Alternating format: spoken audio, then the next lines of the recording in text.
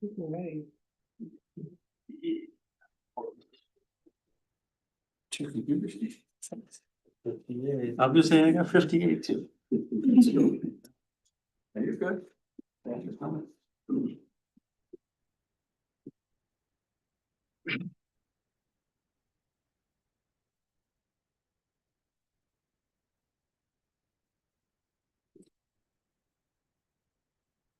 59. And more than I'll take time. Same.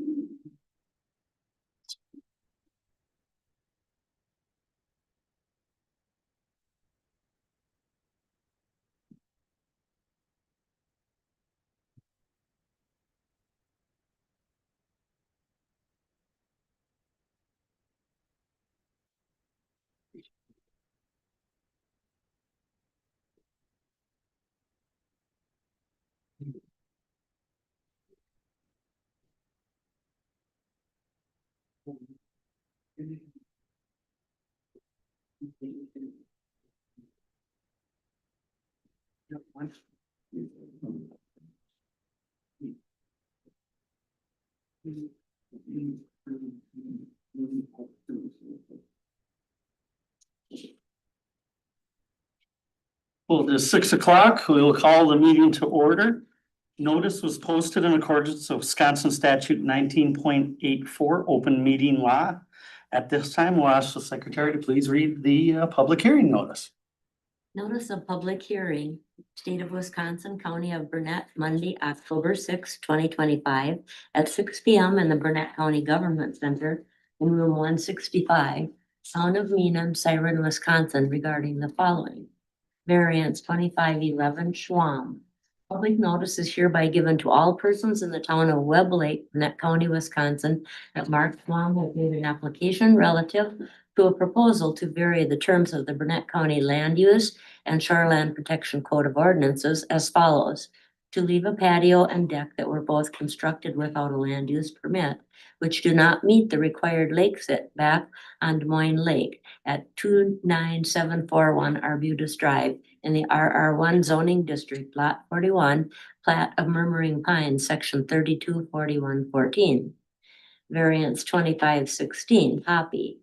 Public notice is hereby given to all persons in the town of Scott, Burnett County, Wisconsin, that Jay Hoppy has made an application relative to a proposal to vary the terms of the Burnett County Land Use and Shoreland Protection Code of Ordinances as follows.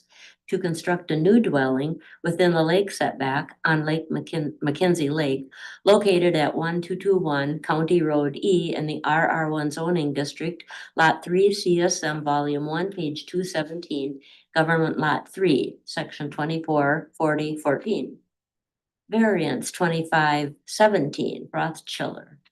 Public notice is hereby given to all persons in the town of Oakland, Burnett County, Wisconsin, that David and Jody Rothschiller have made an application relative to a proposal to vary the terms of the Burnett County Land Use and Shoreland Protection Code of Ordinances as follows. To construct a new dwelling at a reduced road setback located at 6366 Half Road in the RR1 zoning district, parcel in Government Lot 5, section 234016. Variance 2518, Steingrubel. Public notice is hereby given to all persons in the town of Daniels, Burnett County, Wisconsin, that Linda Steingrubel has made an application relative to a proposal to vary the terms of the Burnett County Land Use and Shoreland Protection Code of Ordinances as follows. To leave a retaining wall that was constructed without a land use permit, which does not meet the required side setback and required road setback, located at 9471 Dunham Lake Drive in the RR1 zoning district, lot 1 CSM volume 11, page 224, Government Lot 5, section 213817. Variance 2519, Fritz. Public notice is hereby given to all persons in the town of Siren, Burnett County, Wisconsin, that Donovan and Sarah Fritz have made an application relative to a proposal to vary the terms of the Burnett County Land Use and Shoreland Protection Code of Ordinances as follows. to revise or remove the prior variance restriction, which stated that the bunkhouse can't be used for a recreational or residential rental on Long Lake, located at 7251 County Road B in the RR2 zoning district, Lot 4, CSM Volume 16, page 221, government lots 2 and 3, in the southwest quarter of the northeast quarter, section 163816. Variance 2520, DNA Enterprises Living Trust. Public notice is hereby given to all persons in the town of Siren, Wisconsin, Burnett County, that David Miller, on behalf of DNA Enterprises Living Trust, has made an application relative to a proposal to vary the terms of the Burnett County Land Use and Shoreland Protection Code of Ordinances as follows: to expand the dwelling cabin more than 25% on a parcel that is non-conforming for dwelling density on Clam Lake, located at 24511 Clam Lake Drive in the RR1 zoning district of Unit 5, Oakton Park Condo, in Government Lot 11, Section 23816. Thank you. At this time, we'll entertain a motion to approve the agenda order. I heard of Mr. Peterson said I would approve that, right? I would approve that. Do I have a second? Seconded by Campion. Any other discussion on the agenda order? If not, all in favor say aye. Aye. Opposed? Motion carries to approve the agenda order. The meeting is being recorded, so we ask that only one person speak at a time. When your variance or appeal request is announced, we ask that whoever is presenting the case come to the table, sit in the chair, and you'll present your case. The board may ask additional questions in this process. Once you are done presenting your case, the board has no additional questions. You return to your seat. The board will then open the public hearing. Those speaking during the public hearing will have a 3-minute time limit.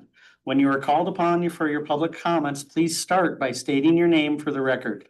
Make comments to the Board of Adjustment members only, not questioning or arguments between individuals in the audience. Any written correspondence received will be mentioned at this time as well. Once the public hearing is concluded, the board will close the public hearing. The board may then ask additional follow-up questions for the applicant. The board will then deliberate the case amongst themselves and will likely have a verbal decision tonight. The board may table or defer action whenever it concludes that additional evidence is needed or further study is required. If a decision is made tonight, then at the next Board of Adjustment meeting, the board members will sign the decision document. Once that document is filed in the office of the Board of Adjustment, usually within a few days of the board's signature, the 30-day appeal limit will start. Any person aggrieved by this decision or applicant, officer, department, board, or bureau of the county or town may, within 30 days after the filing of this decision in the office of the Board of Adjustment, commence an action in circuit court seeking a remedy available by certiorari. At this time, we have potential public comments. Anyone? Holy, that's a good bounce. Go over the table. Hi, I'm Karen Lacqua Anderson, a resident of Burnett County. As the Board of Adjustment considers variances for requests within the shoreland protection area, I ask that you consider the impact on the most affected neighbor, the lakes and waterways. When we purchase property in a protected area, we know that it comes with a responsibility to reasonably function within the boundaries of the protections set forth by the DNR, state and local agencies. The one individual variance may not seem to have an impact on our waterways. Collectively, each landowner stands to contribute to the degradation of our lakes. As more people buy up land, pave it, build on it, our lakes will suffer if we don't apply some simple protective measures. If each landowner creates too much impervious surface area or has structures closer than 75 feet, there are options to reduce the negative impact on the waterways, some being vertical expansion, sometimes shoreline restoration. Since a variance stays with the property, are we creating an unmanageable number of special requirements that will need to be managed by state or county staff for years to come? As a Board of Adjustment, I imagine it's extremely difficult and challenging to advise landowners that they can't do what they dream of doing. But I would find it even more challenging to face our future generations and explain to them how we didn't protect our lakes and waterways, why there are fewer and fewer fish, less wildlife, warmer water that can no longer support the species we are accustomed to. Your position on this board does matter, just like the positions in land use, the DNR, and our conservation specialists. Together, each of these entities can ensure that the most affected neighbor, the waterways, has a voice. Any comments? At this time, we'll open up variance 2511 Schwab to leave a deck and patio which were constructed without land use permits and do not meet the required lake setback. Introduce yourself. Sir. Hi there, I'm Mark Schwamp. Thank you for hearing me out here tonight. And I'm here to ask for permission to keep the patio and deck. I realized the deck was constructed without a permit. I thought the permit was filed for that. I do have a copy of the permit that I filed, but I don't have the drawing. But it does say gazebo and deck on it. If I can pull up the permit. Okay, that's fine. I also recently had the property surveyed, and Wagner had come out and done some surveying. And at that time, I realized that that area of the deck was not compliant. And I'm here today to ask for permission to keep it. My wife has an illness that is taking chemotherapy and such, and it's really just an easy access to the building. I didn't really consider it a deck because it's only 5 feet wide. It's more, to me, it's more of a walkway to get from one building to the other building. And then I did have a friend put a concrete patio down in the ground, which I did not realize I needed a permit for. I think in the drawing I seen, it was like a foot past the 75-foot mark. However, I noticed on my property, there is a deck down near the water that was constructed by the previous owner that I would be more than happy to remove if I could keep the other one. The concrete deck was mainly put there mostly for just a small fire pit. There's a lot of pine needles and leaves and stuff, and to me, it was more of a safety thing to prevent a fire than anything else.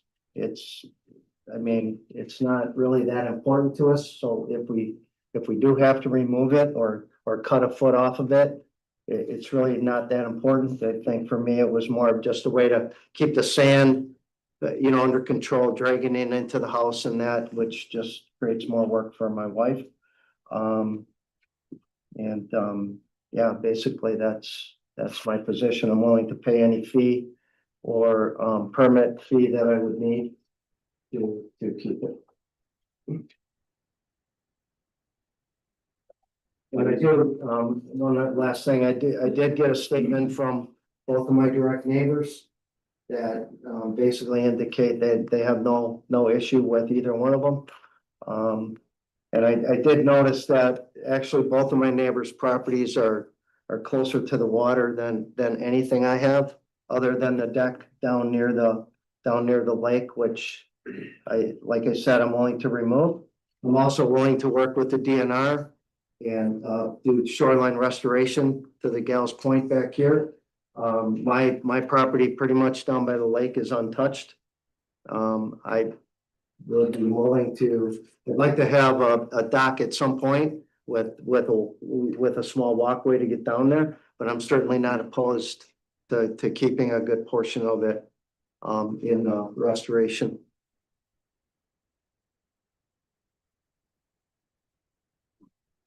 Any questions or concerns from the committee at this point? Because all of the 8x16 concrete patio is inside the 75 feet. Yes, sir. Okay.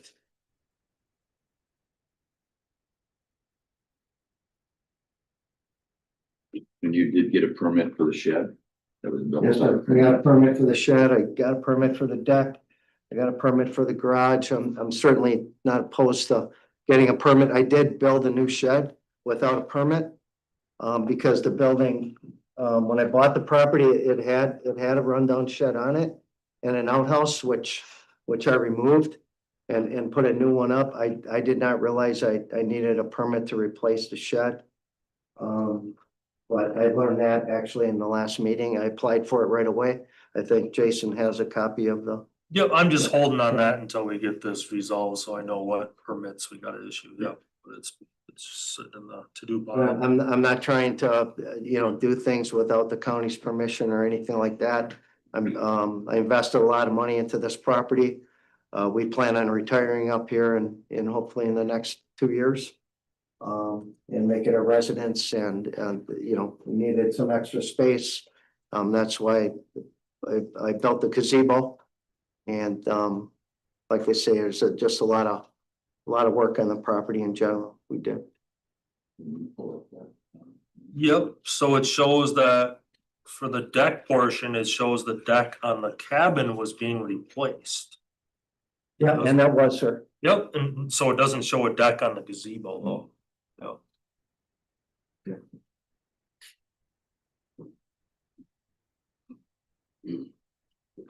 No. Is waiting. No, it's not. Tonight. Usually, Mark usually zips in there, so. Yes, he does. Normal opportunity.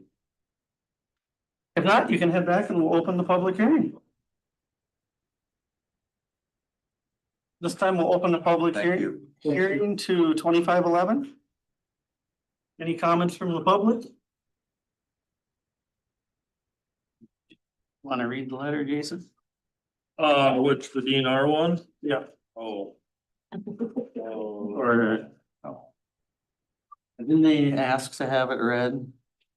Like they always do. Yeah. Just say the summary statement here. Yep, that's fine. Oh, thank you.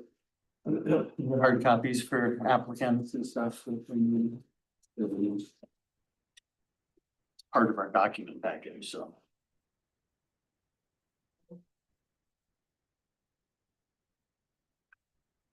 I can read the whole thing, I guess.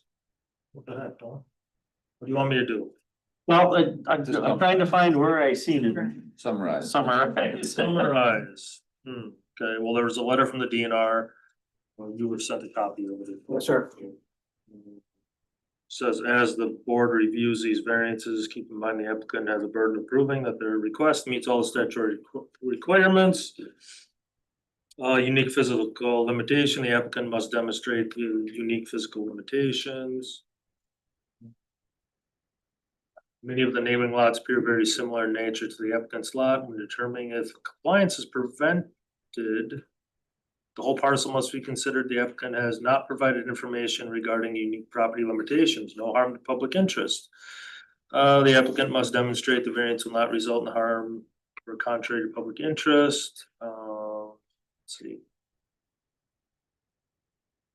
Scientific studies have shown when projects are constructed within the water setback area, there can be environmental concerns such as change in fish species from game fish to rough fish, loss wildlife habitat, more runoff entering the lake without filtering, loss of natural scenic beauty, etc. The cumulative impacts of repeated projects so close the water bodies can multiply the impacts of the loss of habitat.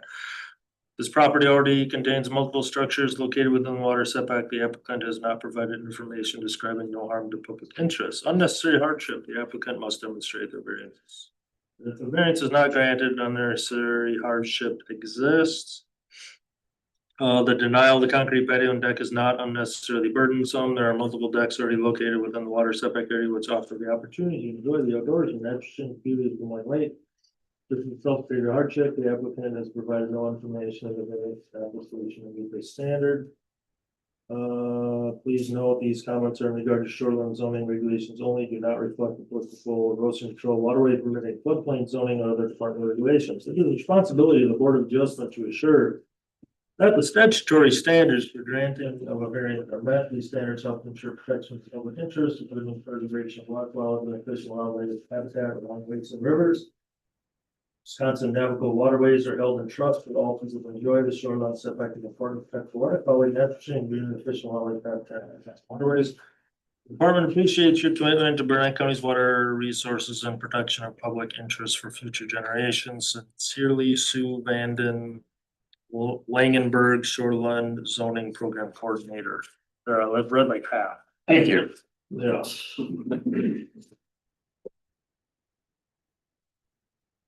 Any other letters of note that came in late that we can see? If you have letters from your neighbors, though, it'd be nice for me to have them for the file.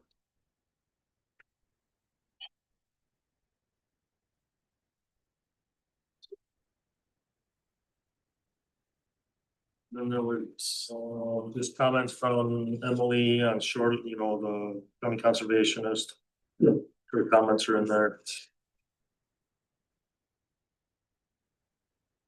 Should be it. Not much. No, that's Okay, game. Yep.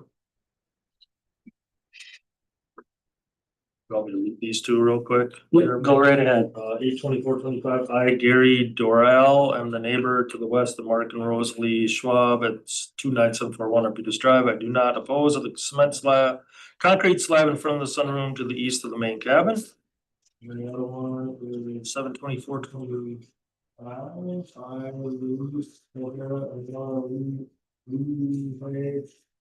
not oppose the concrete pad in front of the sunroom building on my neighbors, Mark and Rosalie Schwab's property located at 29741 Arbutus Drive.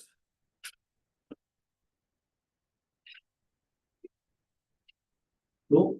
Any other public comments? If not, we'll close the public hearing and the committee will deliberate amongst themselves.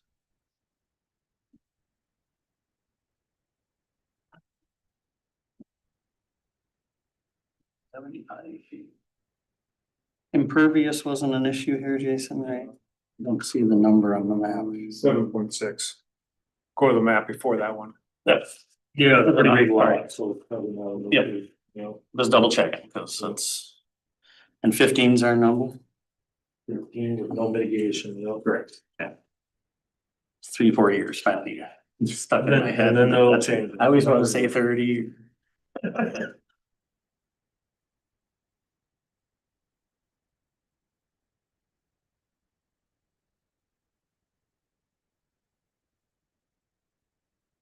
Oh, let's make sure it didn't change.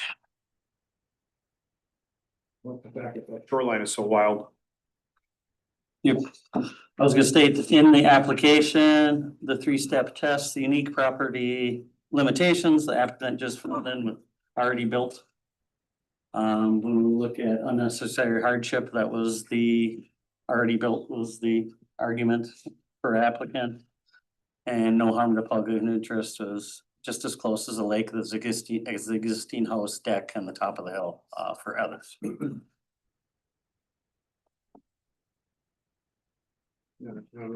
patio is definitely probably not viewable from the lake. I mean, that's, No, very interest at all. you could probably see the deck, but it's not any closer than the deck on the house. No, it's not any closer to either one of the neighbors. Yeah.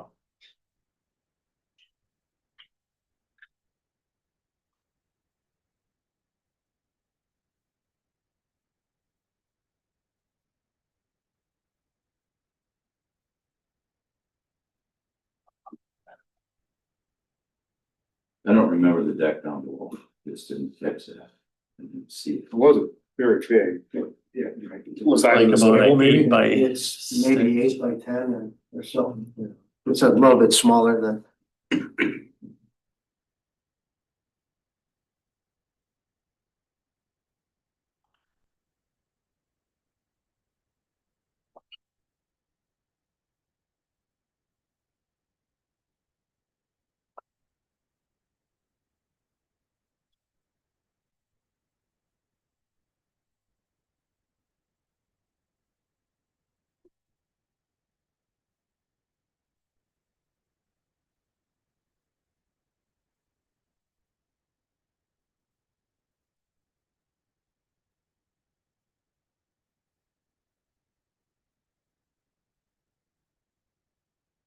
kind of ground stabilization would be asked for in here in front of the.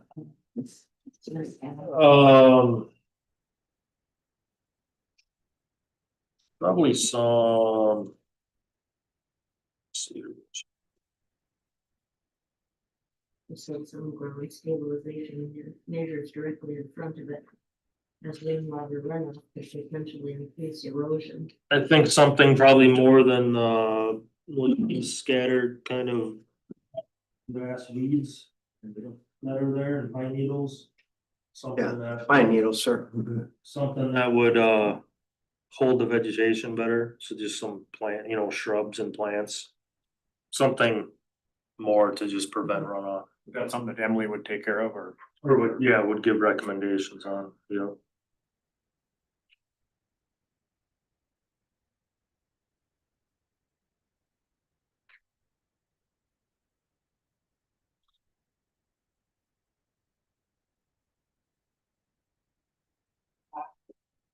There's a great buffer on that.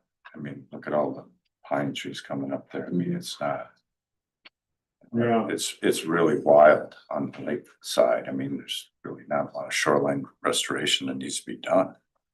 just maintained. It's maintained, yeah. Kind of have a viewing corridor right in front of the cabin right now, and Yes, the sir. rest is pretty wild. With the offer to remove that deck 10 feet from the water, I think it seems doable in my mind. Right. And the other one is behind the house deck by a lot, quite a bit. That patio is 8, it's at least 12. This deck that's on the gazebo is way back behind. Yeah, here, behind that one. Correct. The steps are in there, but you gotta have, you're allowed steps inside there anyway. Right, and Yep, it's just this that's triangle. barely low. I mean, it's maybe. 15 square feet. That's inside that.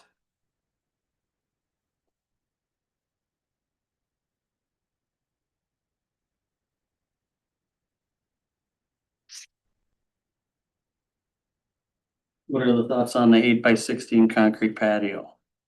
Allowing that to stay or have that removed as well? We say, I think, Dan, you mentioned that the one that the applicant said he'd remove the deck down on the bottom. That little 6x8 or 8x10, whatever that is. I look at, I know it's not understandable. There's a lot of, I don't wanna say miscommunication, but there's three structures built without a permit. And I know we always say after the fact and things like that, but it's tough. To know what's acceptable and whatever, but that's 3 violations on the thing, so. I think it'd be good to remove the bottom one myself. The 8x16, I think is close. If we look at the enclosed gazebo and sunroom, I think that 75-foot line, like you said, we've done that before, that the sight lines from the neighbors' houses, it matches in well. That 3 feet of the 75, that the enclosed gazebo deck and sunroom isn't an issue to me. The only thing is I'd have a debate or question to see what the committee would want to do on the 8x16. The shed that he filed a permit for closer to the road is fine with if he gets the building permit for it. Right. Cause that's with behind the setbacks and that isn't in violation, so. I guess that I don't have a problem with the 8x16 concrete patio, because you can't see it from the lake. As long as there's never a structure put on it, and he says he's gonna use a fire pit, he's probably gonna get like a solo stove put on there and a couple chairs. And you leave the trees in place. And the trees are, I mean. They're a great and buffer. The way those pines are, coming up, you won't be able to even see the lake from there. You know, Especially if he uses the 30-foot viewing corridor from the house. And because then that's out of it. I don't have a problem with it either. As long as we can remove that lower deck. And do what the staff has recommended we do. Shoreline restoration for Emily's. Jesse, what are your thoughts? I'm in agreement with that. Take out the lower one. And maybe have something to hold the soil in front of this if the trees on the hill aren't enough. Yep, and it isn't, like we talked about impervious, it's half of where the threshold is at 7%. I'm good. If someone, I'll make a motion to approve 2511 Schwam. The following conditions, the one shoreline that Follow state standard viewing and access corridor width, which is not to exceed 30% of the shoreline. For the corridor width and the vegetated natural area needs to be a depth of 37.5 feet landward from the ordinary high water mark. It's the same requirement as listed in state statute 59.6921 which allows for up to 200 square feet of open sided construction within the 75-foot setback. They have approximately 100 feet of shoreline, which would allow a 30-foot wide viewing corridor and access corridor. Number 2, gutter and downspouts added to the house with the water directed to a rain garden or gardens or rock trenches. This is additional mitigation for exceeding the 200 square foot within the 75-foot setback. Number 3, land use permit for the patio to be obtained by 12/15 of 25. Number 4, land use permit for the gazebo deck to be obtained by 12/15/25. Number 5, follow all local, county, state, and federal requirements for this activity. Number 6, perform ground stabilization measures for Emily. And number 7, remove the existing wooden lakeside deck.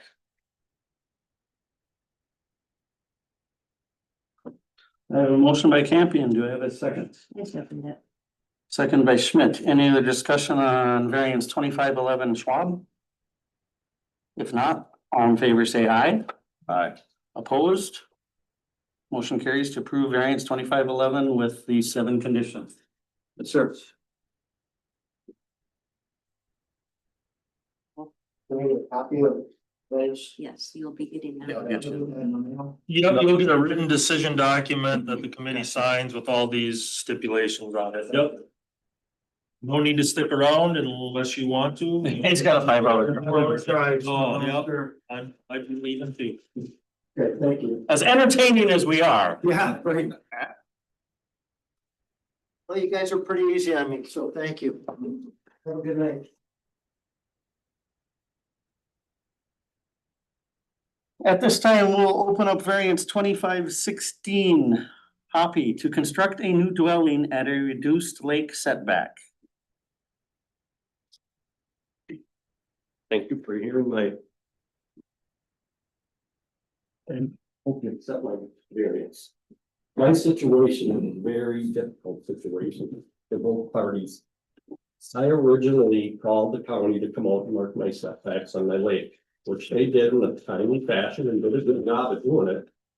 And I don't disagree with it, but it was an honest mistake what happened here, I think, from the county. So they came out, marked the setbacks.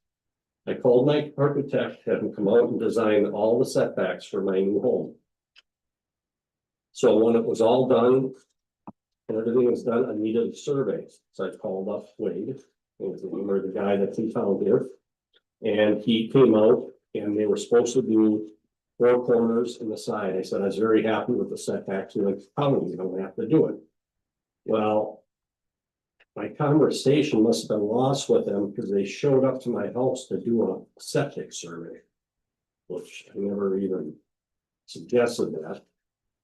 And the only reason I knew that is Doreen, my neighbor, told me that's what they came out for. So we ended up doing the survey, but they did a full survey. And one spot in the survey was inside of the county setbacks. So I had already done my plan. I've already had my architect do the plan. I've already paid for it. And now I'm in a situation where I can't build a home that I want off the county setbacks. So from there, it's been a domino effect. I planned the house for 8 months to get it set up to be built. After this happened and all the survey stuff did a downward spiral of 8 months of planning. I lost my all my builders pulled away, all the contractors pulled away because the house was delayed for 3 months. And it's costing me money for, I believe, an honest mistake from the county, and I'm just asking for a variance. I hope you consider it. I mean, I even said to Jason, I said, I have a well behind the backside of my house that's up against the house. If it wasn't there, I would have moved the house back to accommodate the whole situation. I just couldn't. And Jason had said, well, why don't you replace the well? I said, well, that's 10, he said it's 10-15 grand. Well, I don't have 10-15 grand to move that house back. And I believe the marking, and all my neighbors that are here, which they're all here to support me, believe that marking, if we go from my shore to the yellow marking that the surveyor has, that's 80 feet. That's 80 feet from any place on my property. There's nowhere on my property that them flags are under 75 feet. Except for what's on Mark's legal document. Except for what Mark, yeah. Well, yeah, you know, that's, Right. because this is, I mean, he's a licensed surveyor from corners, and it's showing that the 75-foot line is there. Correct. But he's pulling that from my neighbors, 12 feet in their property is where he's coming up with that measurement.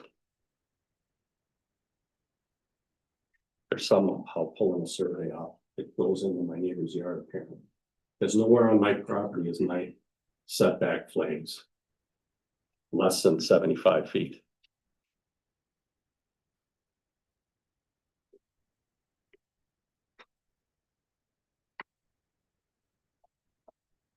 So you're not gonna put in a new well, you're gonna use the same well? Yeah, I can't afford to just pull a well out. That works fine. I would like the variance, I would like the city to honor their setbacks that they set for me to build up. I felt that if they mark the setbacks, that they're true setbacks. If they weren't, I wouldn't have spent the money on an architect to design the plan to fit inside those setbacks with the county. And it fits inside, they're just fine.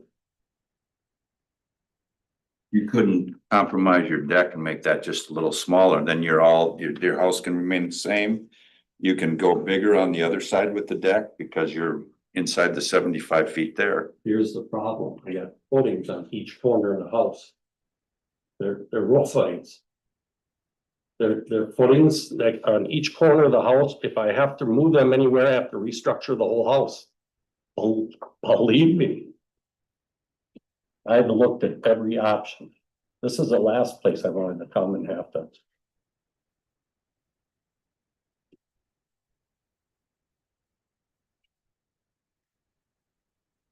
Well, we have to go off of Mark Krause's survey. What? That's what we have to look at. It got recorded, it's in there, and then if we start questioning, just say the neighbors can, we have to go off of. I understand that. That's why I'm here for variance. I mean, I want up the county's setback. Because I assume that the county marked it properly, and I think they did a good job of what they did there. I just. You know, it's for me to have to spend thousands of dollars to reconstruct my house a different way because it was an honest mistake with the county marking the setbacks. I don't have any further questions. Anything else you want to add at this time? I have neighbors here supporting me and they are all for, they think. It's just a little bigger.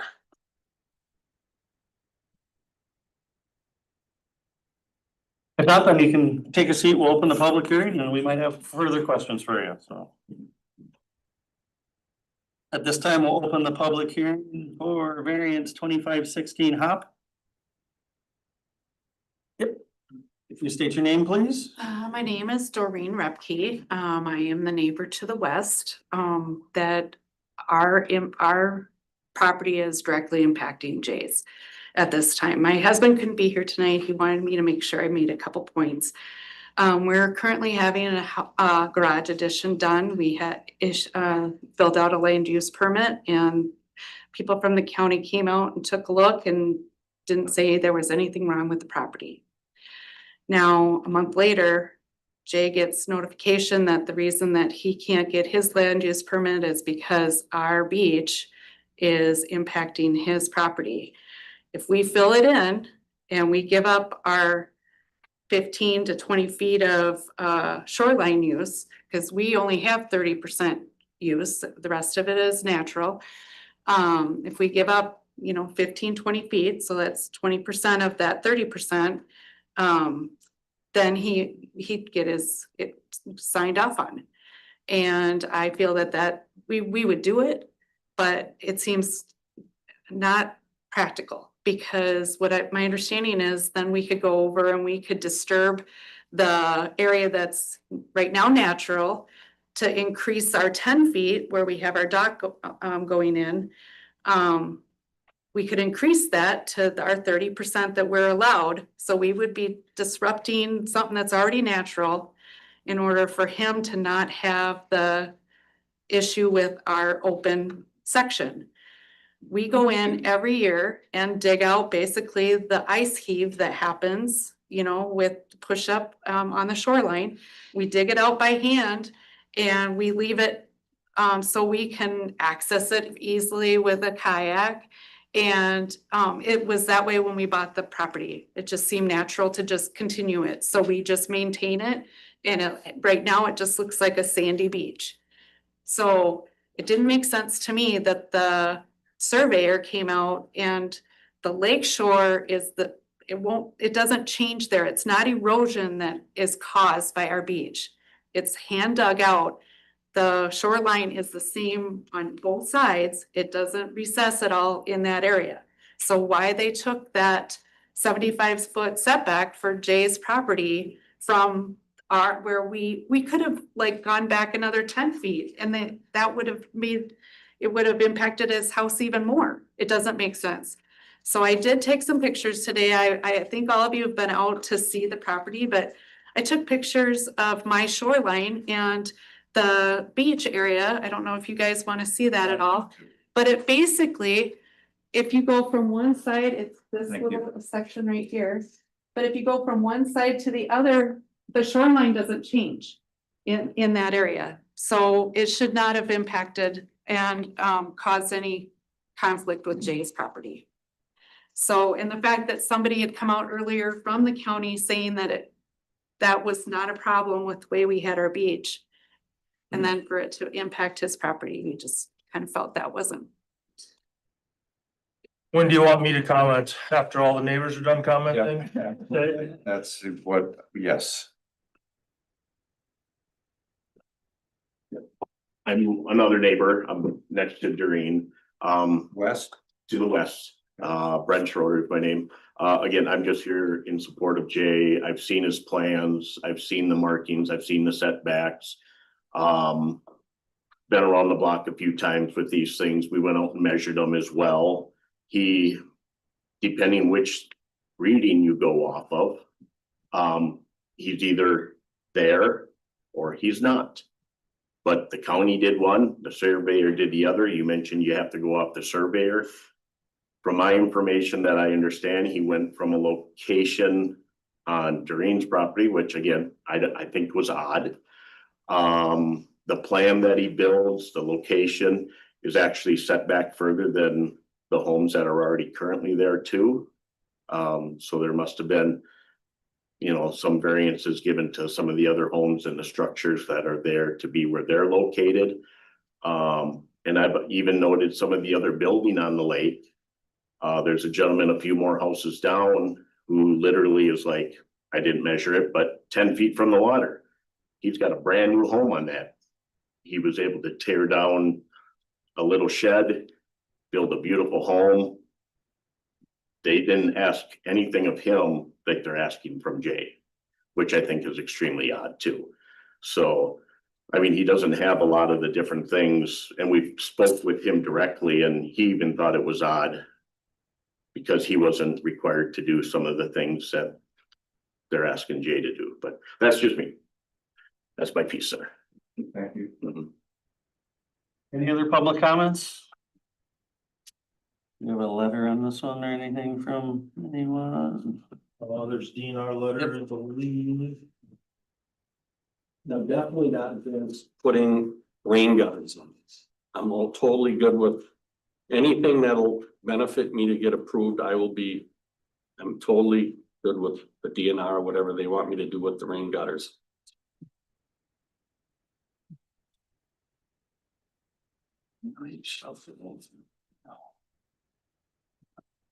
I'm sure the letter states basically about identical to what the other one you read to us. Probably, usually it's, Except the last three paragraphs. that's. That's the only thing that changed, it looks like. Just, there's options to modify the road structure to meet the 75-foot setback. Lot 1 is almost an acre in the size. The proposed home is a footprint greater than 3,000 feet. Proposed deck is 64 by 14, which could be reduced in depth to meet the setback and still provide ample room. There's nothing in the application that shows that without the variance, the applicants cannot make a reasonable use of the property. All these comments regarding shoreline zone do not reflect applicable erosion control, waterway permitting, flood zone, other department regulations. I think that's pretty on spot.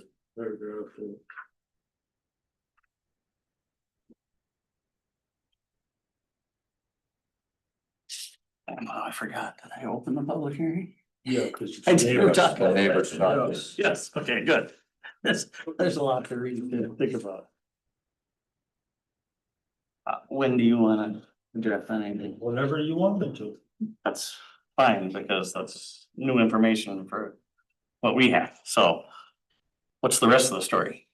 Well, I guess I'll give my perspective of it. Yes, staff did go out there, set a flag or two for the ordinary high water mark setback. We didn't go on the neighbor's property to look at the setback over there.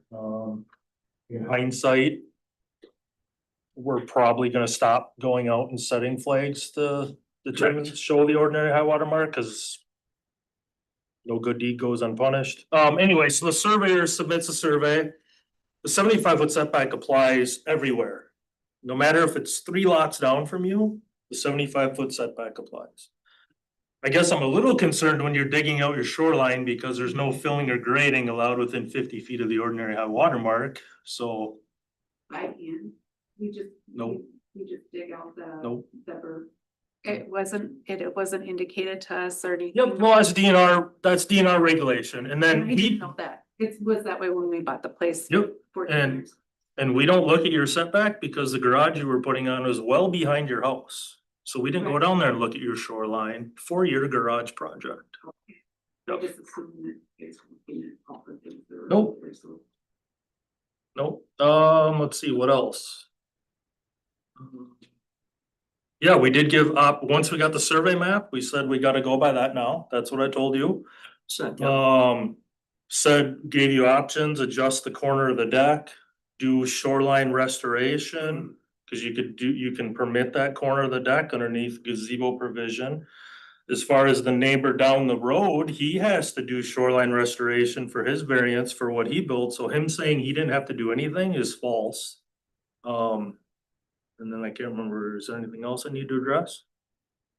No, I just think that's the main thing that we're talking about is those aren't legal marks that we put in. So You know, that's our guide, but until we have an official. Typically, how it goes is we set a flag or two out there, then the surveyor comes and traces that elevation around the whole lot to determine the setback. Yeah. Cause we're not going around and tracing the whole shoreline. We don't have all the equipment that the surveyors have to do that type of work. They put flags all the way across. the There stuff. was four. there It was at least probably- 5. 15 flags across. We put 15 flags out? Well, you got a picture of it. Oh, There's at least 8, 10, 15 flags I going thought the across. surveyor said all those. No, No. we only set one They set the one that was, that was in conflict. and actually the guy that did the survey, because I went and talked to him, informed her, said, you know, this isn't gonna benefit Mr. Hoppy. Do you want us to pull the flag? I suggest we do. And the owner didn't reply because he was at the U of M So when he called me, he says the house fits on there perfect. I said, it fits on great. He goes, yes. I said, well, then send it in. He didn't tell me that there would have to be a variance. He just said, your house fits on there, great, perfect.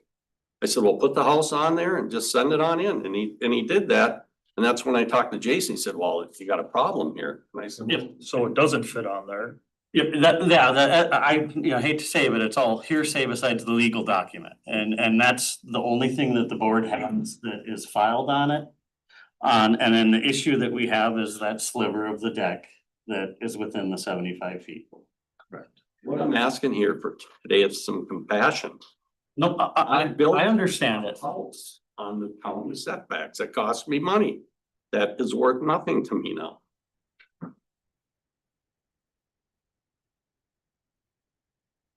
No, I Are we, understand. are we to discussing it amongst ourselves yet or not? I think we wanted to hear from Jason at that, and we can do further questions as we've gone, but any other public comments at this time?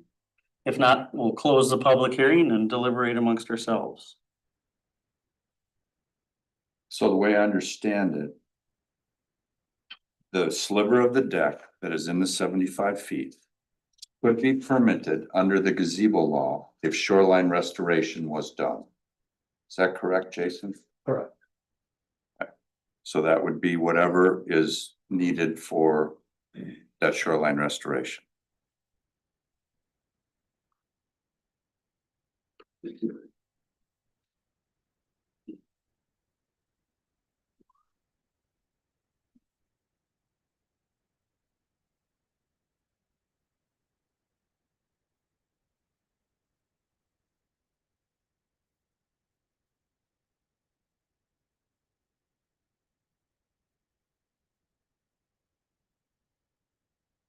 It doesn't, it isn't, it's not just a deck, it's a covered deck, so it does affect the roof line. Otherwise, you could pull a 4x10 chunk or something like that, but Wasn't that cantilever? Went the post back a little on that it plan? looks like they're back 2 feet, probably. I think that's probably quite enough. Okay, what you think it's a? Dan draws plans for a living. So I he, thought they were right on the corner, to be honest with you. no, they look like they're back a couple feet. Trust me, if there's any way I could have made this and not had to come. Buy everything, but it would cost me a whole other design for a home to do it.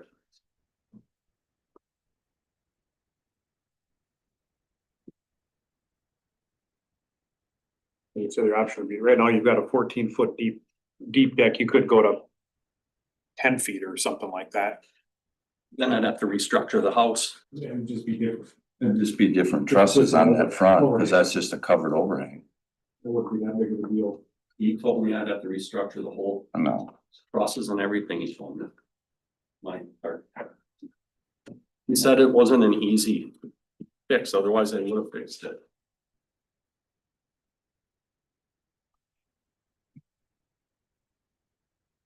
So he could build that based off the Guard Gazebo Act.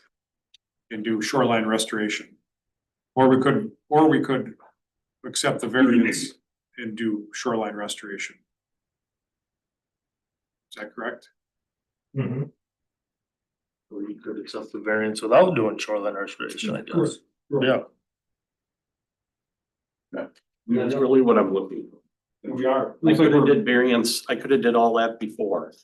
I wouldn't have had to come here. well, when we come and look at and you are mowed coast to coast, all the way to the water. That's always bad. That's a bad thing. Why does everybody want to be here? Why are they here? Because of the lakes. Because we love the lakes. They want clean lakes. You're on one of the cleanest lakes in Burnett County, in one of the nicest of them. So there's no way we're gonna allow this without you doing shoreline restoration. You just don't get a free hand of it. We have to go by the survey, and that corner of the deck is inside there.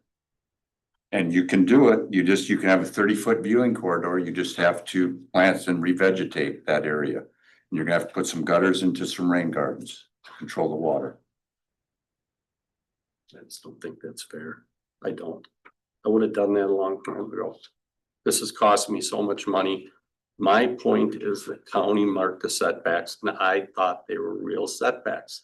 I had to build a home, cost me money to design it, and now you're telling me I have to do something different because they marked the setbacks wrong. And I don't think they obviously didn't do it intentionally, but they did it. I mean, I don't think I should be penalized for that.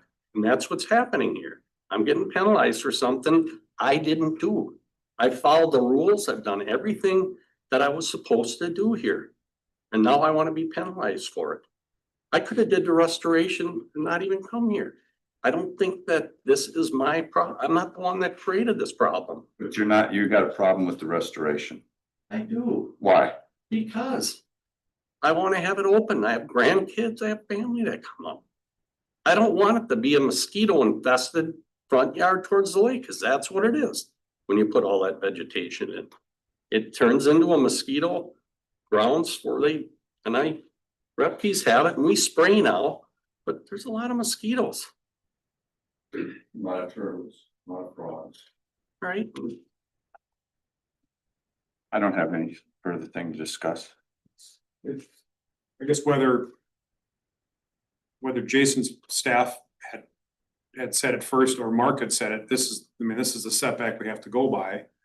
And, you know, it's what you have to live by, and if you had to have a 10-foot deck instead of a 14-foot deck, I mean, that's It's not that easy. So if I fill in my beach, then you get it signed off? Because Another thing with the DNR. Ted said that if we filled in that area, he'd have stamped it and approved it. That would have been approved Who here. said that? If you would have you get a riprap permit and fix your shoreline. He'd approved the Yeah. project. And she'll do that for me. But if you'll do it, if she does that, why won't you do it without? It doesn't, what difference does it make? That changes the setback when she does the riprap permit. Why does my property have to impact his property? Cause you have erosion going on in your lot. It's not erosion. The shoreline doesn't come in anywhere in that area whatsoever.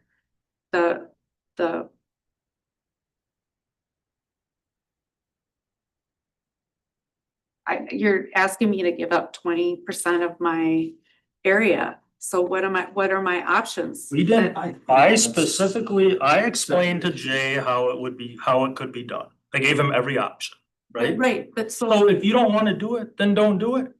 But so I fill that in, so I only have 10 feet over here, but now you're telling me that I can open that up and have a 30-foot corridor. Allowed your viewing and access corridor, So that means I go in and I take out 10 trees. then you're And you're gonna restore the other area then, right? Well, right. But I mean, basically, we're gonna fill it in with dirt. What am I obligated to Trees do? and Shrubs and all the stuff that shoreline restoration requires, right? So I'm planting more vegetation Mm-hmm. there. So, okay, that's fine, but you're asking me to take out vegetation that's already there and already natural and moving it over here. That's what you're asking me to do, so it doesn't impact his property. That doesn't make any sense, because what's natural there is good. And you're asking me to go in and do what I think is right to make that area natural. I mean, I'll do my best. I don't know But- why this has to become your problem. Well, because it's not. literally the beach, because we had, I Right. understand. but it was really a foot or two. I mean, it only changed his I- property I by a get foot that. or two. You know, you guys are intimate with the property, you own it, and you're on the site there. We've been out there the one time. But it doesn't matter when you're building, if you don't have a certified map that details out the exact locations of your thing, everything else is hearsay. If the county puts some flags out there, it's not a legal document, just like the GIS site shows that the stuff is out there. You know, Why'd they come out and do it then? well, we're probably not. We'll change code and policy to do that because of every once in a while you do the right thing trying to help out. Marking the buffer with the intent that we do all the time and the surveys coming right behind us and they use our markers to confirm or deny the application and then you move forward to your thing. This is unique in the sense that it's there and now it's wrong. But should I be penalized because of that? Should I be penalized because they marked the property wrong? Should I be the one to be? I honestly, I don't see that as a marking it wrong. That's not an official map. It's a couple flags in the ground. It isn't a Not- couple of flags. You It's not a spent a couple. lot of money to build the project and hire a surveyor, and the survey came back telling you differently. That's the facts. I'd be. But it was all done before the survey. They weren't supposed to do the setbacks because I said I was happy with the county survey. They have to do that. They have to. They didn't tell me. They said they would mark the four corners in the property. They weren't gonna do anything else. They told me that. It's, Well, that's, it's in I the don't know documents. how do I know that for sure? Cause that's what Mark told me. I asked him not to mark it because the county had already marked it. He said, fine. That was his words to me. I mean, I am just. I think it's so unfair that I'm getting penalized for these markings.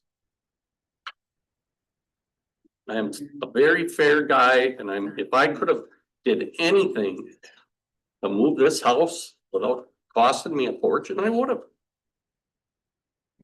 I'm willing down to two things, you kind of have tools to go with it. Right. You can either shorten up your deck.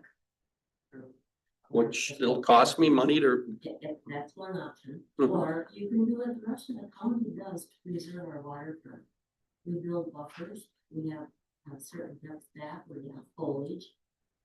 Yes, you have a nice clear to the water. or I right can now. fill in her property and not have to do that. Well, I mean, You'd have to have it the just research. doesn't make any sense to me. So is the 70-30, is that like a set deal? Because my understanding was that you guys or the state tried to do that. And then it went to court and then you guys weren't allowed to do that anymore to homeowners. Oh, that's completely incorrect information. I don't know. That is correct, because So the state allows people, the county, it's 35%. 35 feet for every 100 feet. They actually changed the state law and now capped it. The state law used to have no cap. If I had 10,000 feet of shoreline, I could do 35%, which would be 3,500 feet. Now they max it at 200, so if I have 10,000 feet of shoreline, I can't even do more than 200 open. That's DNR ruled state statute. That's state legislature. Yep. NR 115. Yeah. Is a state So if code. you go against me, I'm gonna fill in her property, we're gonna rip out a bunch of stuff that's their vegetation, and we're gonna leave it the same way. He's already said we could do that. I don't wanna do that to Doreen, I know she'll do it for me. I see the option of allowing of approving the variance and doing shoreline restoration as a win-win for both you and the lake.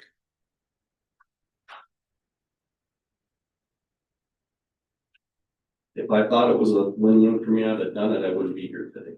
I'm here to try to, like I said, if you don't approve it, we're gonna do it anyways. I don't wanna involve Doreen and she'll do, cause she's my neighbor and she'll do anything for me, she'll do it. So it's gonna end up that way. You know what I mean? So whether you approve it or not at this point, it's still gonna end up that way. I mean, and Jason already says it was okay if we did that. We're just gonna rip out a bunch vegetation on her beach and put a bunch of new stuff in. It's gonna be the same thing. That's the point I'm trying to make.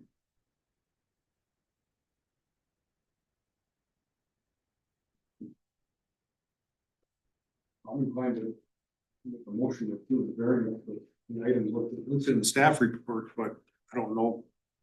Doesn't sound like you want it anymore. Well, I would like the variance without having to do the vegetation, because we're gonna do it anyways. That's the point I'm making. Jason already said it was okay. We're gonna do it. If they get the riprap permit from the numbers, to adjust that line, it changes the Setback. Would that change the survey then? Well, then we'll get an updated survey. It'll show Correct. the- So then it should be tabled until that permit's done. So then you wouldn't even have to. Well, it wouldn't be here if it was all outside of the 75 feet. Then you wouldn't have to come back. But my But point I'm the making- neighbor doesn't want it. I mean, it doesn't sound like the neighbor wanted to do it though. Well, no, I don't, I mean, I thought that, honestly, It's hard. for a couple feet on a corner, the rest of the house is all 75 feet from the shoreline. And really, the corner that's in question is 75 feet from the shoreline because the shoreline is not different from one side of my beach to the other side of the beach. So there's no erosion, there's no problems, there's nothing that, it's not like, it was man-made. That area was man-made, and so you're punishing him from a number that was, it was ill-gotten. I don't think that is correct. I don't think we're punishing them, I think we're kind of enforce the law, make things uniform, keep our lakes clean. But It's not intended to be. you want him to go, you're pushing the restoration on his property, but there's so many properties on the lake that are not going to be exposed to that. So I feel like you are punishing him, you're punishing me, really, because I'm the one that's gonna fill in my beach. I think Instead of him. punished, aren't you? No, we're trying to enforce the current law. That, For a couple feet. when we went through Isn't it- shoreline zoning years ago, that's the way they created it, was because the cabins on the lakes all had illegal sewers and things like that. They got the whole ball of wax rolling in this dynamic. We're caught in a conundrum here because, like I said, it's something that the information presented at the meeting is legal documentation that shows that sliver's within 75 feet. Until we have legal documentation saying that sliver of the deck isn't within 75 feet, that's an issue to be addressed on your guys' side. In the sense, because like you said, and I'm kind of inclined to say you could table it for 30 days or whatever would be the posting requirement. Yeah, I mean, If they could get, but it doesn't, the thing is the irony is it's not even his parcel that needs the riprap, right? That's unique because. What is that gonna cost me? I'll do it. It doesn't matter. No, I know, It's but rock. it's just, It's putting rock along the shore. What I'm having a hard time with here, we're gonna do it either way. Whether you approve it or not, we're gonna do it. I'm trying to do it the right way, so I don't have to involve her. And if the county didn't mark the setbacks the way they did, and I didn't have a survey done, we wouldn't be here today and it would be approved. If I didn't have a survey done and I had my four corners marked. I 100% get that, but that's irrelevant at the day it is today, because I've got a legal document that shows it's in violation of DNR code with 75-foot setback. Doesn't matter. I hate to say that as a, whatever, but that's the current document that we have. Until you can change that document somehow, that's what we have to go off of. Because this is a licensed surveyor in Wisconsin, whether you wanna hire another one to see if it's different, that can happen. Okay, so who's responsible for all the money I spend off of the county surveys? I mean, come on, let's be realistic here. I went up the county surveys and did my whole plan, built my whole house per county setbacks on their flags. And they measure up perfect the way they have it exactly 75 feet from the shore. It's perfect. I measured it myself before the guy came out. Then my surveyor come out and built me the architect come out and designed me a home. I mean, come on. I mean, this is not something I created. This is not something I wanted. No, I understand. It's something the county created that I'm paying for. And I think it's so unfair for me to rely on her to make this right, and the whole property will still be the same. It's still gonna have the same shore and everything, but I'm gonna have to rip out a bunch of nice stuff she has on our beach and move it over to the other side. And it's still gonna be the same. It just makes 0 sense. For you to let me walk out of here knowing I'm gonna do it anyways. I'm trying to do the right thing here. Jason, you mentioned the gazebo permit, what is that process? The restoration on that? No, yeah, so that would trigger the restoration Yes. to doing the gazebo to leave the current structure as is. Yes.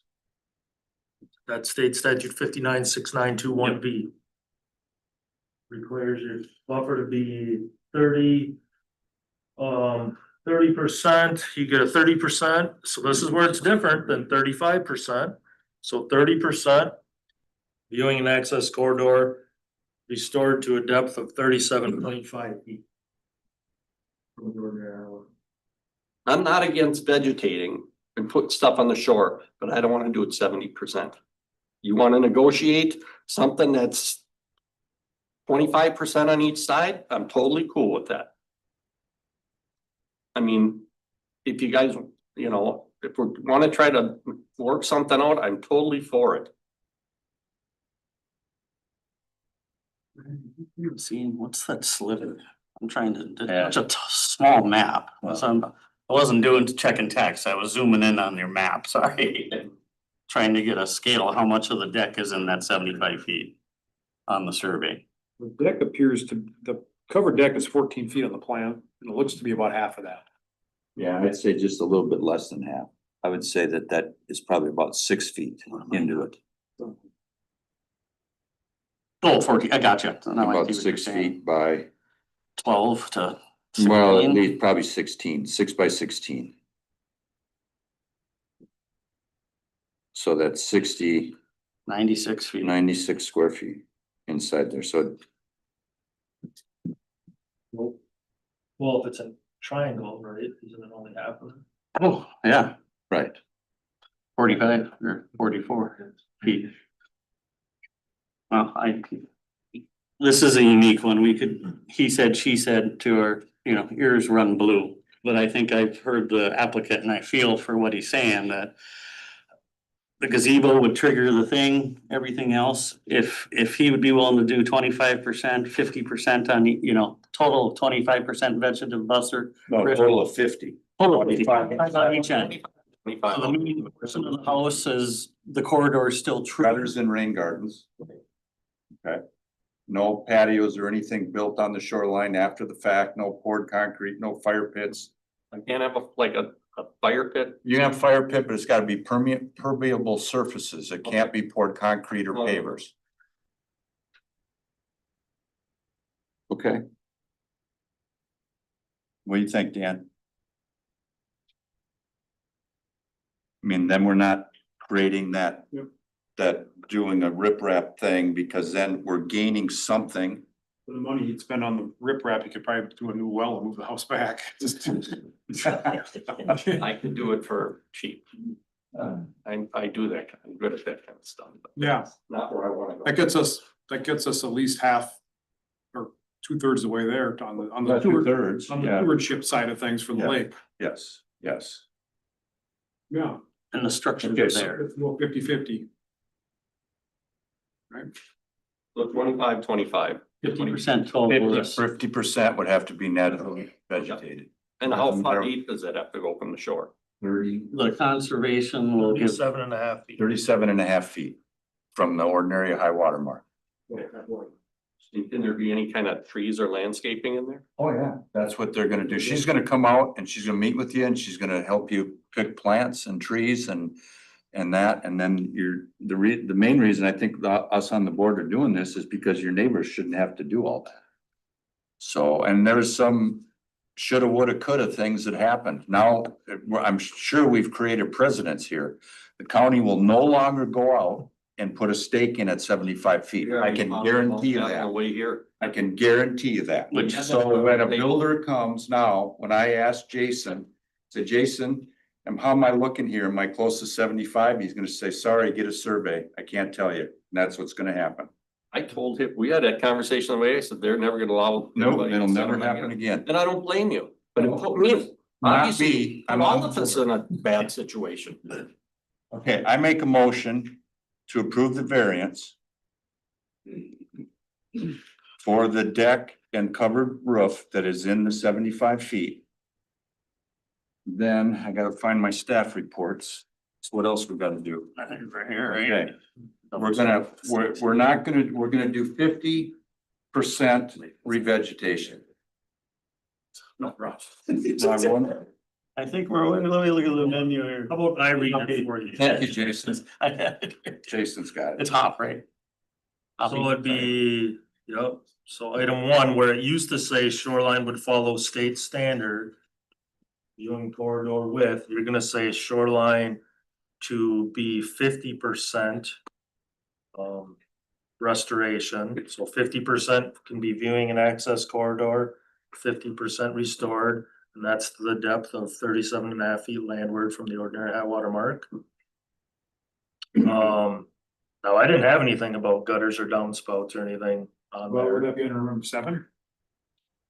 Is this, we do have a erosion control storm. That's usually like silt fence and different things like that. 3% impervious, right?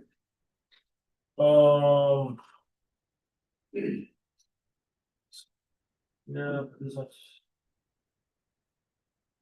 23, yeah, 23.7. what's he at now? Pretty much. Okay, so he's gonna have to do 2 points. Well, that restoration would get him like 1.5 points. So you could say if he's willing to do gutters and downspouts, Which the he rain did. garden. Jay said he would. Well, that was before we did the adjustment, but I'm not against it. It's just, can I run it all the way down to where the vegetation is? The gutters. Emily will find you a rain garden spot, yeah, so to do it, that's not for us to design, But that's, do I have to commit to rain gardens since I've already did the vegetation? well, yeah, if we say so, you would have to commit. Well, And we're at the mitigate, we get 1 point for the mitigation or for the shoreline restoration. About 1.5 hypothetically. You know, the rain garden, it's about a 10 by 10, a little shallow thing with mulch. I did it myself. I know how to do that. Yeah, pretty simple stuff. I just tried to not get it if I could. I understand. So then it would be, so that is item one, the 50/50 shoreline restoration depth 37.5 feet. And then you're gonna want gutters and downspouts. And in reality, we could say, put it on the garage if he doesn't wanna do it on the house, cause then at least Then you he's. get the mitigation there. And you could get the mitigation on the garage instead of doing the And you could house. do back towards the You road. could do it somewhere else where you don't even have to see it. So What does that mean exactly? So I just do the rain garden off the house? Off the garage. Off the garage, Just do it off the garage. off the existing garage. Yep. So I would say, so condition number 2, I would say gutters and downspouts on either the new house or the existing garage. With the water directed to a rain garden, so then that would cover your mitigation. And then next condition would be follow all floodplain requirements. Lock and chain to be installed in septic tank. He's actually sent me photos showing that's done. Unknown PVC pipe to be removed by 8/1/2026. That's the one that's underneath the deck and the house goes, that'll go. Land use permit to be obtained prior to construction. Septic system to be sized for the number of bedrooms, including the existing bunkhouse. Proper erosion control, stormwater runoff controls in place. That's like silt fence, different things like that. Follow all local, county, state and federal requirements for this activity. Thank you. Motion by Campion. No, I think that was Brad. Oh, by Peterson, sorry. I'll second it.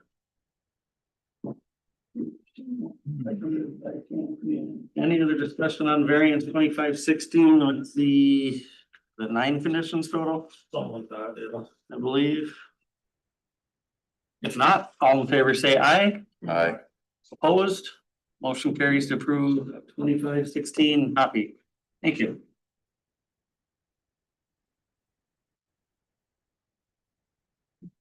You want your photos back? Okay. You can, yeah. Thank you. That's fine. Yeah, thank you.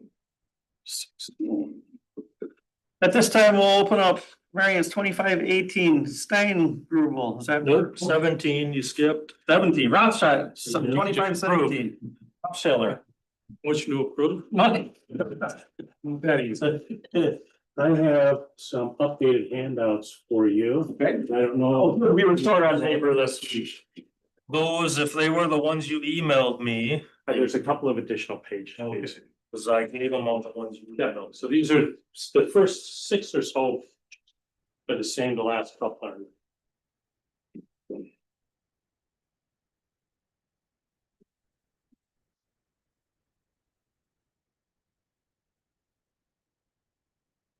So it looks like 1, 2, 3, 4, 5 are all the same, right? Is what you- Yep, is what we already had. Yep. And then 6 and and 7 are new. Yeah. Yeah, just so they know what new stuff to look at. So good evening, I'm Dave Bradshaw on behalf of my wife, Jody. We're here to request a variance to allow us to build a home 40 feet from center of road versus 63 feet from center of road. This home is hopefully going to be our permanent residence. Okay, and if you will, I will walk you through each one of these pages pretty quickly, so we can all be on the same view and concepts of what we hope to accomplish. And just for the record, we engaged Craig Sealander as an architect. We engaged Mark Wagner, and we've been in several conversations with Jason. So to hopefully have our ducks in a row as we begin this process. So page 1 is a site plan, provides a high level conceptual site design in relation to our neighbors to the west, showing Van Hellenberg, and to our east, Bonnie Chadwell. The highlighted area is based upon the following setbacks: 35 feet from the ordinary high water mark, which is the average of the 3 properties, 10 feet from both sides, and obviously it includes the requested 40-foot setback from center of half road. In the notes section, you'll see that the plan is conceptual in nature. Main floor is expected to be roughly 1,800 square feet with a 2-stall garage and 2 covered porches. And a new sewer system, more than likely a holding tank, will be installed. If you flip to page 2, you will see the red hatched area is an outline of our existing structure, which would be removed.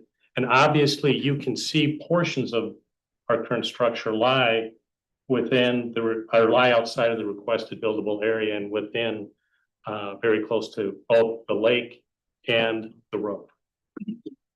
This dwelling, and now if we go to page 3, the blue, or maybe in your copies, the black area, crosshatch area outlines the proposed structure, including the home, the garage, the porches, and you'll see the holding tank in the lower right portion. If you approve our requested variance, the entire structure will meet all setback requirements. Page 4 is a building section in the main floor concept. The building section, at this point, working with Craig, we do not expect to exceed 35-foot height requirement. The main floor provides initial insight into what that first floor might look like. And as noted, a second floor would include 2 bedrooms, a full bath, and a potential bonus room over the garage. Okay. Flipping to page 5, Greg, working with Jason, completed the preliminary impervious area calculation based upon the proposed dwelling and the attached garage. Line 4 summarizes the percentages are existing. Structure is about 6.4%. Proposed structure is about 10.4%, below the 15% permitted permissible by zoning. Lines 11 through 14, you kind of see where we're picking up additional square footage. So any questions thus far? If not, I'll continue on with page 6, which is new, and it's providing additional detail around the proposed road-facing garage and parking space. If the variance is approved, the garage will be constructed within the required setbacks, and the new parking area would allow for 2 vehicles to be completely off half road with between 33 and 40 feet of parking area. Currently, right now, I park my pickup in front of the garage. The tail end is encroaching on half road. The new parking area will ensure good and proper emergency vehicle access to this portion of the road. And kind of important to note, half road is really a dead end road. As the town road ends really at the west side of our property and as it becomes Joe and Deb's property. There's only one cabin, Joe and Deb, to our west of our property. And really the road can't be extended and there can be no more construction to the west because of a wetland that's there. And currently there are 7 garages and 2 sheds that all face half road. Finally, on page 7, I want to provide you with an aerial view of the area. So you can see if you guys go out, you come down a hill, down Half Road, as soon as you come down that hill, you have a view of the whole area. So the emergency vehicles will see if there's any issues or concerns as they would be approaching it. Again, it kind of shows you all the garages. There's a little red dot by to the garages or sheds. You can see they all face Half Road. So our goal from the very beginning of this process was to engage the people we needed to engage, to do it right. And that was with Craig, it was with Jason, it was with Mark. And we hope that the information we provided will lead you, is sufficient to meet the three-step process and will lead to an affirmative vote to approve the requested variance. Thank you. Thank you. Any other thing you want to add or? No, I'm we good. can ask questions when we get done? Okay. Hold on. This time we'll open up variance 2517 Rothschiller to construct a dwelling at a reduced road setback, public hearing. Any comments that need to be read, Jason? No, because there's nothing from the DNR, because he's not asking for a variance to be within the 75. Because he can do that via setback averaging, so there was just comments. From the conservationist, where she initially said we didn't have enough detailed plans. Now that's, you have it. Seems to be addressed. Yeah, no.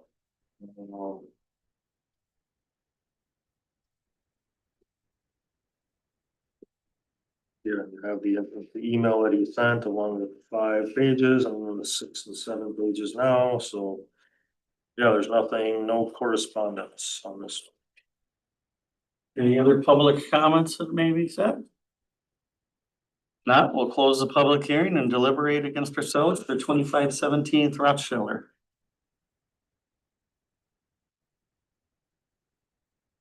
I'll just read my 8 things real quick. If we're gonna approve it, the staff comments would be 1, follow all floodplain requirements, 2, overhead garage doors not allowed on the south side of the garage. Not allowed on the south side facing the road, so that if you want to adjust that, you'd wanna take that one out. Septic, or number 3, septic system to be sized for number of bedrooms. Number 4, unknown PVC pipe to remove by 8/1/2026. I talked to the owner, that's a sump pump that's pushing or coming out of the crawl space, and I think it's gonna be slab on grade, your proposed house, so. And then outdoor shower to be removed by 8/1/26, land use permit be obtained prior to construction, proper erosion control, stormwater runoff controls to be in place. Follow all local, county, state, and federal requirements for this activity. Any questions or concerns from the committee on this one? Wouldn't have as much property as they do. The pervious surface. Right.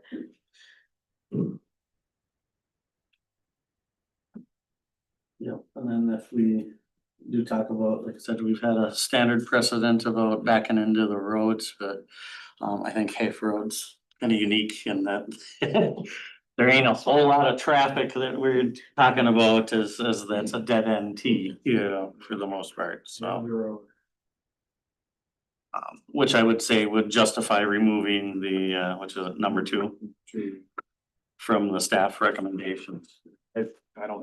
I don't see any problems with this.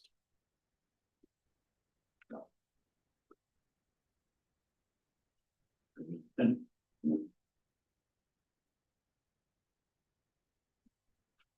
if no more comments or any satisfaction, do I have a, yep. I make a motion that we approve variance 2517 to have the following conditions: follow all floodplain requirements. Septic system is to be sized for the number of bedrooms. Outdoor shower to be removed by 8/1/26. Land use permit to be obtained prior to construction. Proper erosion control and storm runoff controls to be in place, and follow all local, county, state, and federal requirements for this activity. The shower was already taken care of. It'll be a tear down. Okay, just making sure. Be gone, right? Shower's gone out those, The shower outside. will be. Yep. Okay. Quick question, holding tank septic, we're proposing where we're recommending is the thought is we put a holding tank in as opposed to a septic. Oh, they're the same thing. Okay, I just want to Yep. make sure that we weren't having to do a septic. Nope. They would give you. Okay. Yep, holding tank, and a drain field type system are both septic systems, just different components, yep. Thank you. So I have a motion by Schmidt with the 7 conditions. Do I have- Second it. Seconded by Campion. Any other discussion on variance 2517? Rothschiller?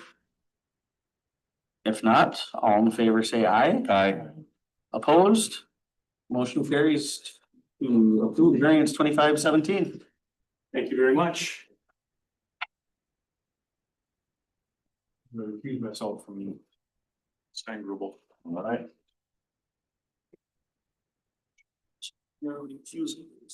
Linda, do you have a representative?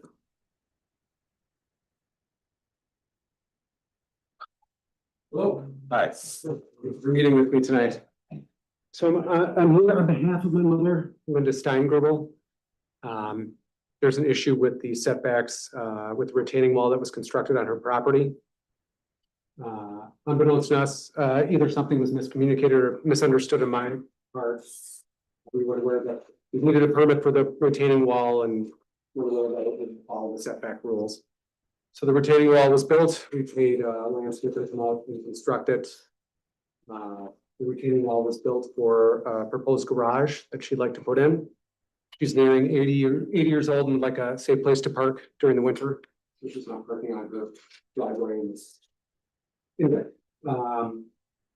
she lives on quite a hill, so the retaining wall is quite large to accommodate the hill in the garage. And again, we weren't aware that we needed a permit or we needed to follow the setback rules, so that's why we're here today.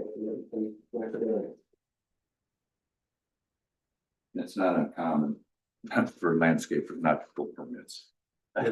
Yeah, So. we just let them pay them and stuff, go ahead, assuming that. We will touch. Did we?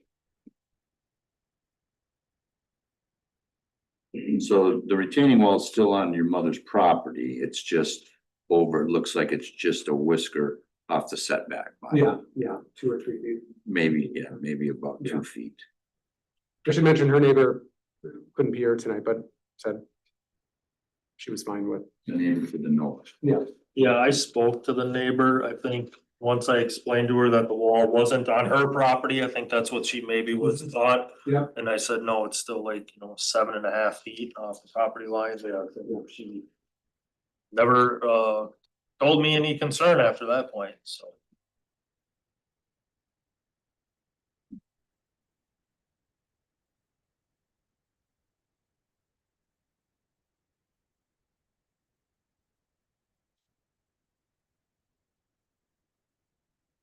I don't have anything further.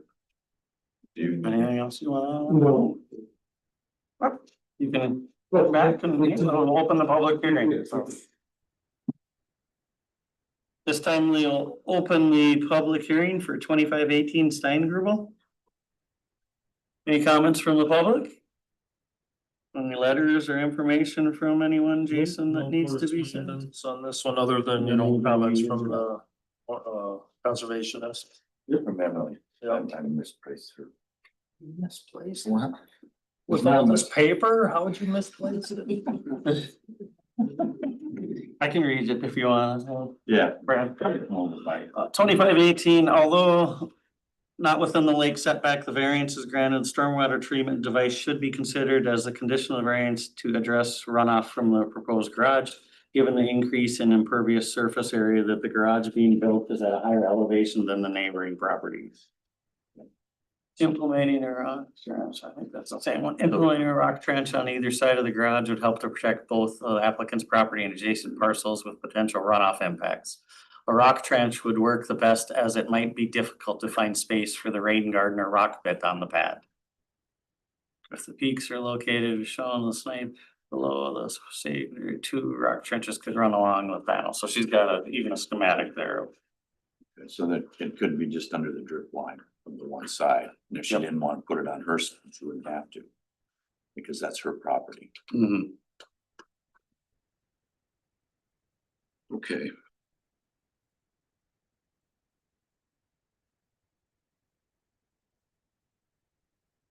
You guys got anything else? I don't. I feel that everybody should have a garage, especially for the winter time, in our climate, and that's something that we're pretty good to do.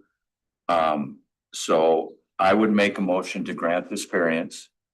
But what we'd like to do is put a rock trench underneath the drip line facing the neighbor. You're all aware of it, what we do? Willing to do anything. Linda, if you don't want to do it on your side, because it's just gonna affect your property, that would be fine, but we should put it on the north side.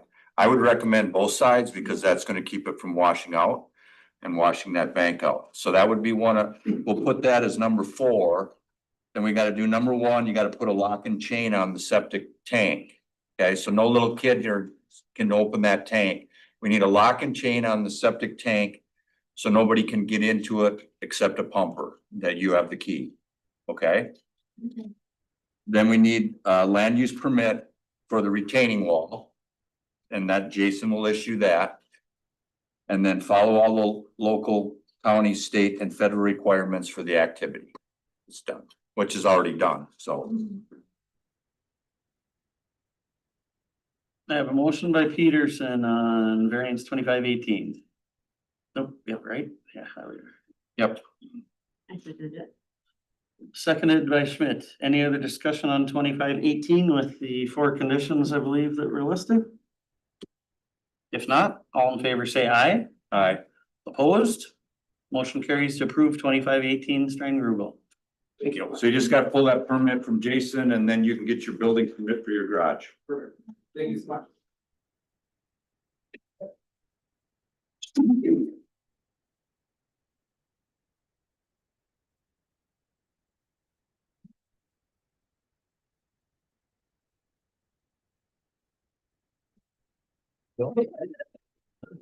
Or mine. Glad Dino wasn't here. I wouldn't have had room. Getting there, getting there.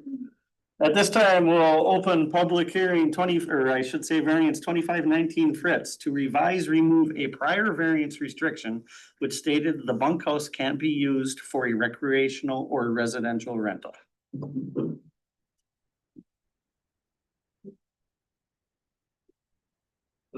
Yeah, good evening, Chair and members of the board. My name is Donovan Fritz. I'm the new owner of 7251 County Road B. Thanks for your time. My wife and I grew up in Chippewa Falls and we love the natural beauty of the state. In this area in particular, the lakes around here are amazing and become very special to us. The property that we recently purchased has 2 dwelling spaces, a main house and a guest house. As it stands today, we have a recorded restriction that strictly states that the guest house cannot be used as a rental anyway. I'm here asking for a modification to recorded restriction so that both the main house and the guest house can be rented together at the same time to a single family, one family oriented party at the same time. We are not seeking any type of subdivision, nor are we seeking a separate rental of the guest house in any way. This is a large lakeshore parcel with substantial frontage, depth, natural beauty, and buffers from adjacent properties. The layout was built to function as one unified retreat with privacy buffers that most parcels do not have. Under the current restriction, when the property is rented, the guest house must unfortunately sit vacant, even though it is lawfully in code compliant today. This prevents reasonable integrated use of the improvements as designed. We have already upgraded the septic system to modern standards at significant cost, and we plan to cap the occupancy to the approved sanitary capacity. No new structures, no expansion, no work in sensitive areas, just the unified use of the 2 buildings. We will ensure that this is a single unified rental only. Occupied will be tied to sanitary permits. We will have on-site parking. We will have post-quiet hours, a 24/7 local contact, and there will be no special events without separate approvals. We have considered renting only the main house, but this alternative does not work for us. It does not allow for the use of the property to its potential. It unnecessarily restricts the reasonable co-compliant integrated use of the property. and ultimately lowers the amount of positive economic impact this rental will have on the county. The practical use is that these two buildings were designed to function together for a single family-oriented property in a low-impact way. I appreciate your consideration and want to work cooperatively towards a solution that honors the ordinance purpose while allowing reasonable use. I respectfully ask that you approve, and I'm happy to answer your questions. So you're the new owner, Yeah, as of like 2 months ago. and you bought it knowing that you had restrictions, that you bought it just to rent it. I bought it taking a very large risk that I'd be able to change this variance, yes. But you knew it, I that did. it was on Yeah, record that the Board of Adjustment said you could not rent that bunkhouse. yeah. It was a long debate going back and forth. I was really hesitant at first to purchase a property with this, and I had asked the previous owner to try and remove the variance, go through this process, but ultimately I ended up taking the chance myself. You mentioned you did the sewer already. That's correct, yeah. What's the occupancy 20 number? people. How many bedrooms are the existing house? I think the bunkhouse, the smaller house has 3, and then the main house has 6. 5, The main house has 5, 5, and then the Okay. other house has 3. the bunkhouse, Correct. garage bunkhouse has 3. And you got a 7-bedroom? Septic, 10 total. 10 total. So now what's interesting is all that stuff was there and it only had a 3-bedroom sewer. Yeah. Typical. Yeah, typical.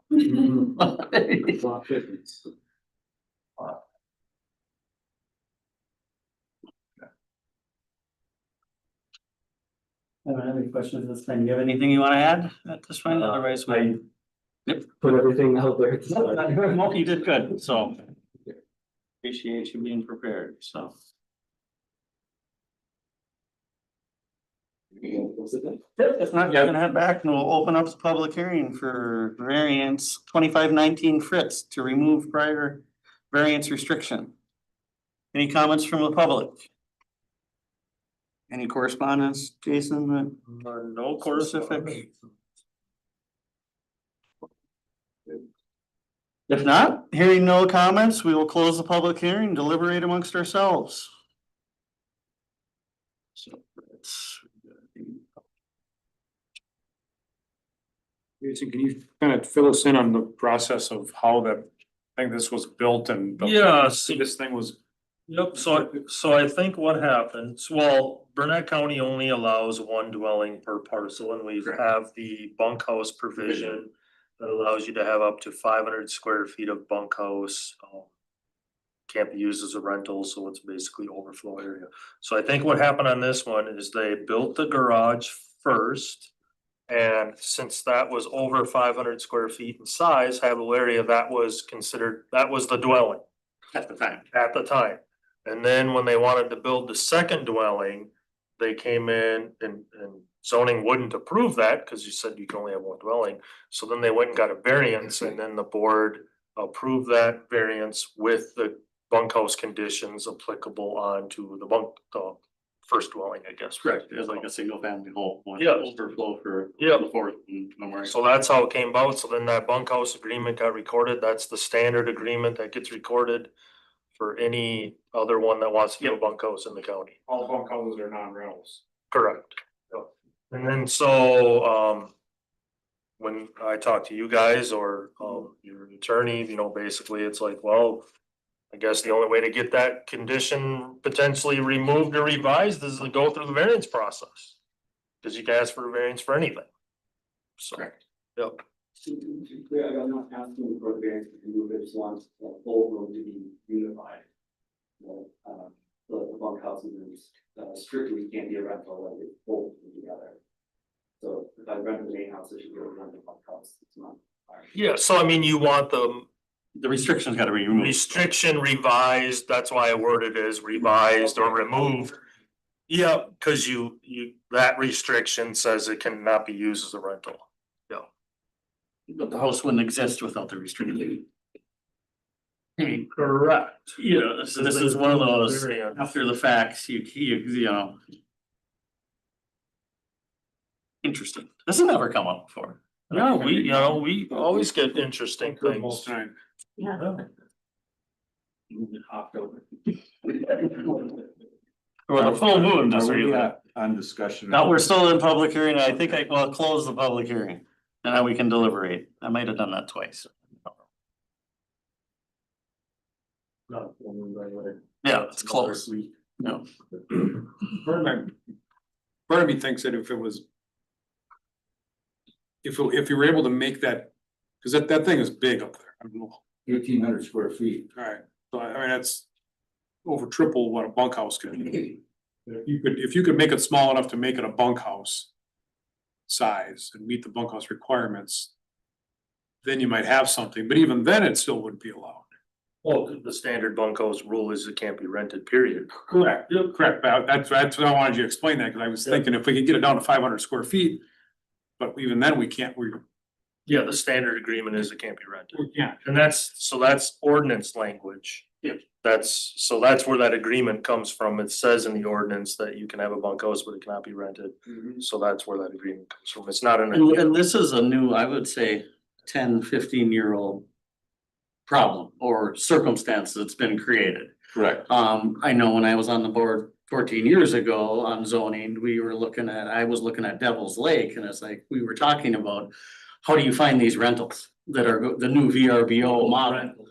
You know, homes that are getting rented out. Well, then, like I said, years later, I went to Devil's Lake and started Googling them, and it was like, I met a lady in softball that owned 4 of them in a row. And right by the boat landing, and there's, you know, and so the intent of our bunkhouse rule was that we're trying to promote residential, permanent living, people that live here in the community. You can have your overflow for your families, because they say in the holidays, that's, you know, I need the bunkhouse for that.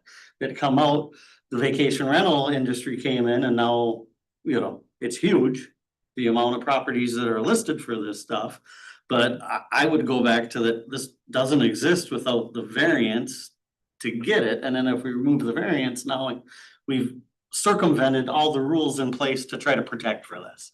And I get as an applicant and a buyer that, you know, you spend a lot of money for parcels, but that wasn't the intent of the rule for what is there. And it seems as if that's your main focus with the property is rental. That's correct. Yeah. My side of it is I'm a builder. And I just had to create a separate lot because they did not want to stay with the 500 square foot bunkhouse. So I had to put in a new septic, a new well to get a bunkhouse that was about 800 square feet put in. So 2 parcels. yeah, we created 2 parcels. We created a separate, completely separate parcel. And now that becomes the main dwelling on that parcel, which was going to be a bunkhouse, now is a main dwelling. So, I mean, I'm jumping through all the legal hoops. And then if we allow this, like Jason said, we're circumventing the restrictions and the stuff that was put in place. Yeah, You can't split this lot, correct? No, can't split based on the zoning district. Okay.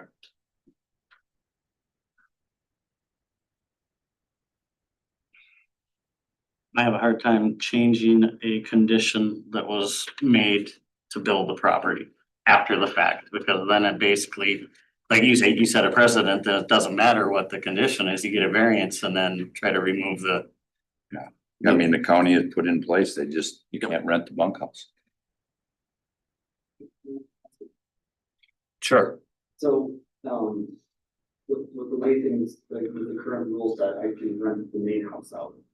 Correct. Correct. So I guess like, what I'm trying, like, I totally get the ideas, like, we don't want.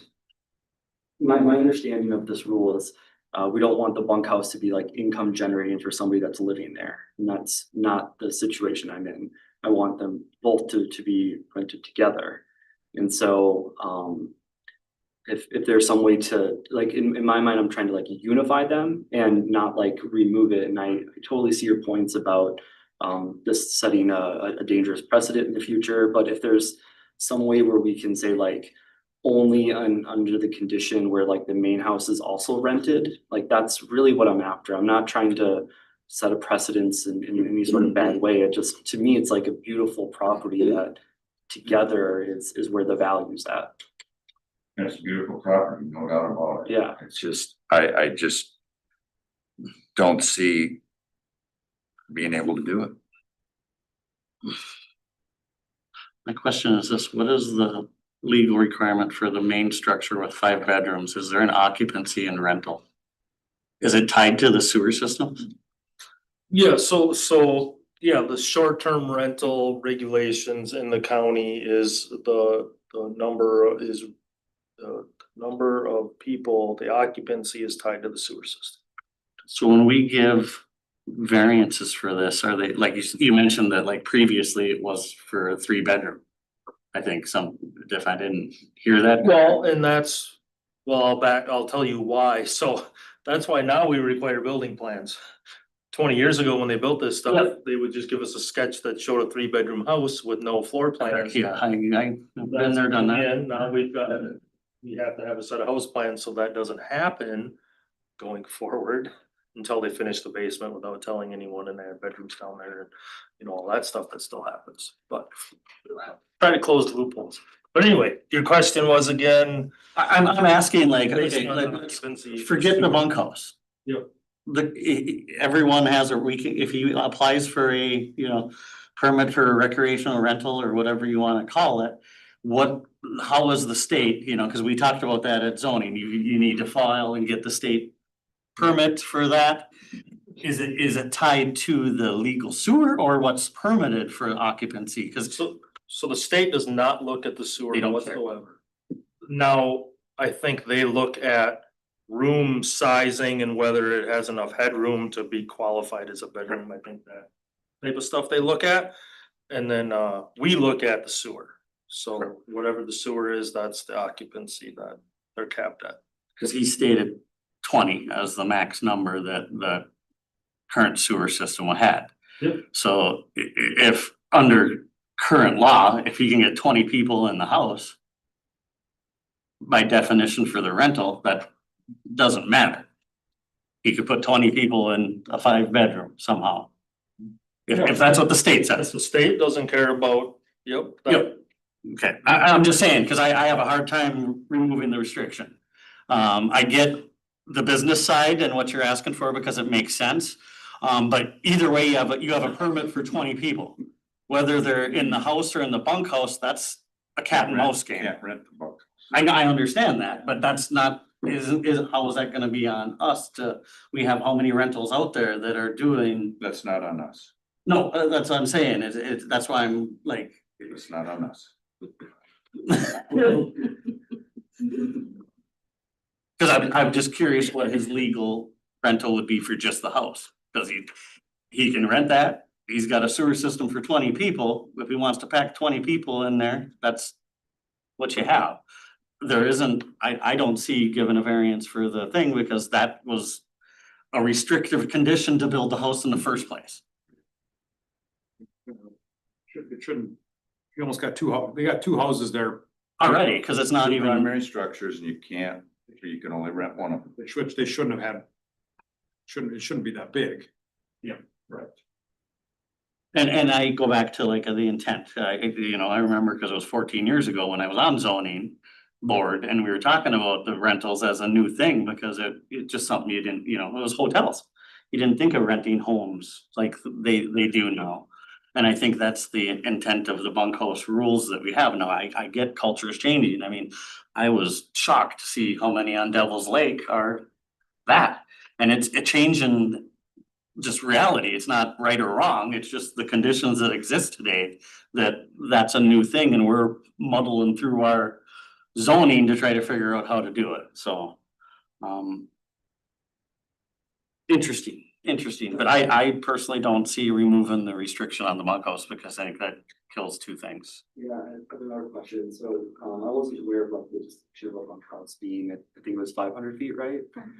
Yeah, So if the restriction or like putting the variance on there was intended to have it match like the restrictions for a bunkhouse, like it was already too large for a bunkhouse, so shouldn't that be different to begin with?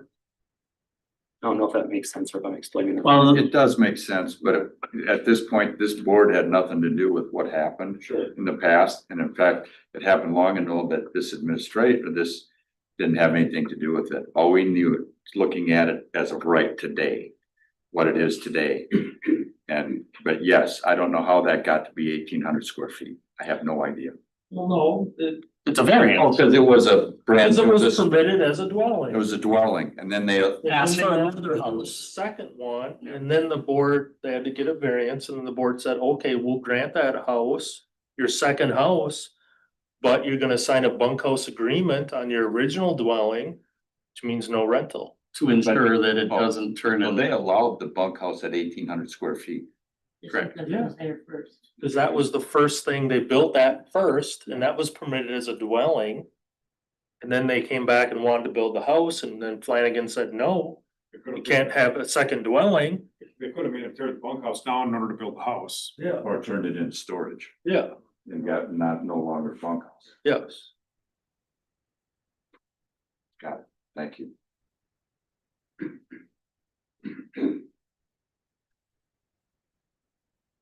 So going the stuff that zoning needs to figure out down the road. Not the zoning. No, I mean, the state statute, yeah, county, yeah. On board ordinance, yeah. Yep. Think we're all in agreement on this? Yeah. Make a motion to deny 2519 Fritz. Champion, do I have a second? I second it. We got a motion to deny 2519 Fritz to revise, remove the prior variance restriction which stated the bunkhouse can't be used for recreation or rental. All in favor, say aye. Aye. Opposed, motion carries. Sorry about that.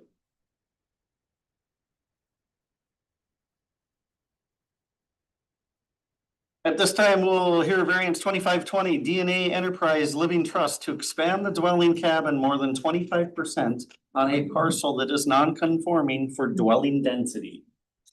Good evening. Thank you for the request. I'm Dave Miller. So it's a pretty basic request here. I have an existing cabin structure that I'd like to put a loft on top, just the back half, which is the furthest away from the lake. It would still meet the requirements for the height restriction on the second level. There is a letter within the application from the association where I brought this up in our Memorial Day meeting.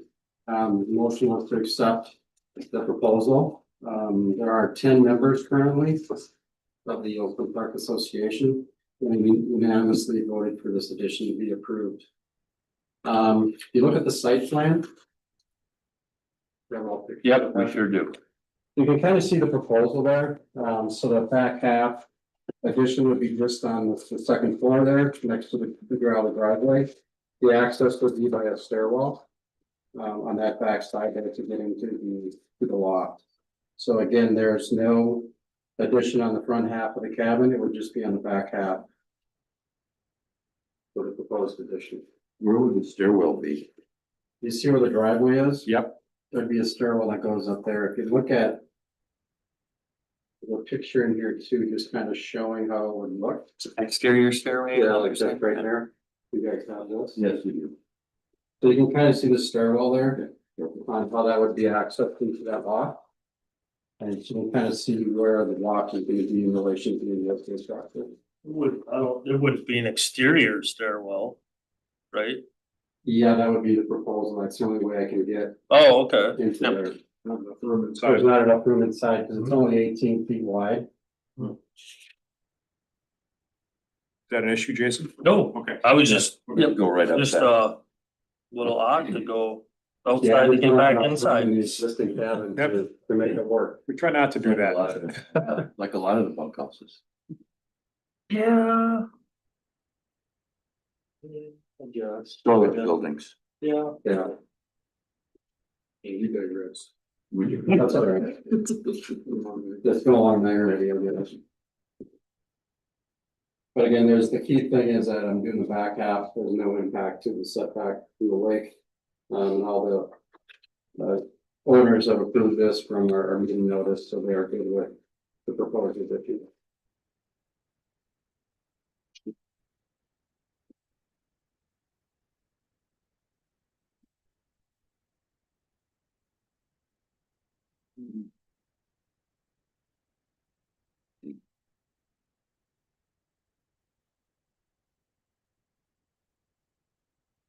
I don't have any further questions. Let's see, guys. Thank you.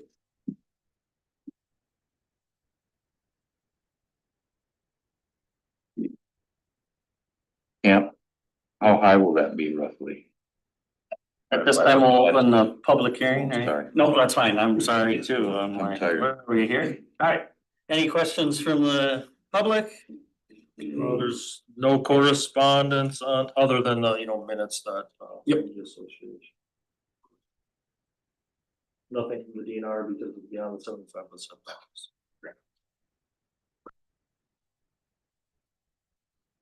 At this time, we'll close the public hearing for 2520 DNA Enterprises Living Trust. And the committee will deliberate amongst themselves. Any questions or concerns from the committee? That'll be under the 35 feet. I think it's about 24. Okay. Ish. Yeah, the existing one is about 15.5 feet right now. It looks like. I believe that like 9 feet on top of that. Okay. Yeah, if you were on. And so the reason we're here is so this is in a condominium, so the condominium as a whole. Density. That is one parcel, and we look at the density, the number of cabins that are on the shoreline. Or the amount of shoreline frontage they have, so it's non-conforming for dwelling density. There was already an addition put on, whatever it says in my staff report, 10 years ago, or something like Yeah, that. 2014. 2014. Yep, so he maxed out his expansion at that time, what the ordinance allows, so then now. Right of variance to do more, yep. That's one of the scenarios I think I was talking about. So the cabin was smaller, Yep. did the 50% expansion. With a permit, didn't have to get a variance, that Yep. was just permitted through Yep. the office, yep. Yep. You see in staff comment number 3, dwelling not to exceed 2 bedrooms. Is that a septic issue? Yeah, cause that whole condominium is on one sewer system. And it's tied to each cabin is 2 bedrooms and the house is 3 bedrooms for a total of 19, I think. Yep. So what's going up there? 2 It's bedrooms? a loft. It's a Smelton living space, is what we're putting in. Okay. Like the shoreline was, chest high grass. Lot of trees. It was. Yeah. Yeah, it's not as deep as what like the state law says it has to be, but it was, better It than. wasn't mowed coast to coast, which was nice to see. We trap muskrats there. Mhm.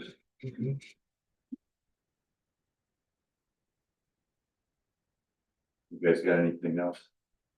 I don't have any issue with this. I'll make a motion to approve the variance as per the plans we have. Of course, you gotta be under the 35 feet. Follow all the floodplain requirements. Get the land use permit from Jason before you start construction. Dwelling not to exceed 2 bedrooms, and you gotta follow all the local, county, state, and federal requirements for this activity. Motion by Peterson with conditions as stated, Second. seconded by Campion. Any other discussion on variance 2520 DNA Enterprises Living Trust? If not, all in favor say aye. Aye. Opposed? Motion carries to approve 2520. Fine, you guys sign the last month's documents here real quick.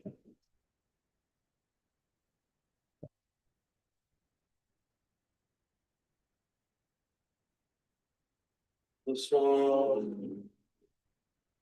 Addition, Sorry it took so long, Tammy. addition where they had the porch, they were adding on, they didn't want to. Entertaining though, right? I